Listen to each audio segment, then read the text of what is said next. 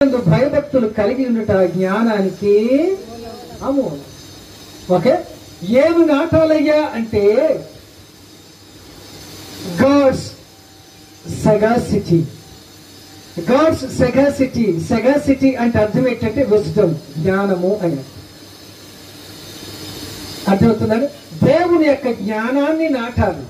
ఒక టీచర్స్ ఉన్నారు, లోక జ్ఞానాన్ని, పుస్తకాల జ్ఞానాన్ని నాటుతారు కదండి, మంచిది. డాక్టర్స్ ఉన్నారు, మెడికల్ జ్ఞానాన్ని నాటుతారు, అంతే కదండి. ఓకే, పాస్టర్స్ ఉన్నారు, దేవుని జ్ఞానాన్ని నాటుతారు. అన్ని జ్ఞానాలతో నాటబడి మన హృదయము దేవుని జ్ఞానం నాటబడ్డానికి ఏమి లేదు అంటే అక్కడ ఖాళీ లేదు. నో స్థలం, నో రూమ్.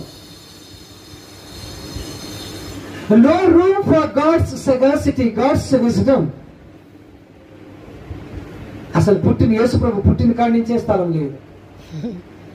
గమనించారండి, యేసైకి ఏం లేదటండి, అక్కడ స్థలము లేదు.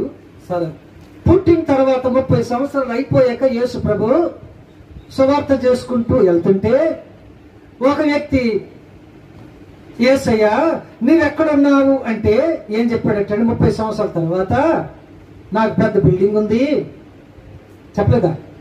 మరి ఏముందన్నారు? ఏమి లేదని నాకు తెలిసి ఆ పదం చెప్పాలి అమ్మా తెలివిగా. నేను మొదలు పెడతాను, మీరు చెప్పండి. దమ్ముంటే మొత్తం చెప్పండి అనొద్దు. నేను మొదలు పెడతాను, మీరు చెప్పండి. ఆకాశ పక్షులకు గోళ్ళున్నాయి, నక్కలకు బొయ్యలున్నాయి, మనిషి కుమారికి 4 మేడలున్నాయి. అదేంటండి, 30 సంవత్సరాల క్రితం కూడా తల వాల్చుకోవడానికి ఏం లేదు, 30 సంవత్సరాల తర్వాత కూడా తల వాల్చుకోవడానికి మరి ఇంకెప్పుడండి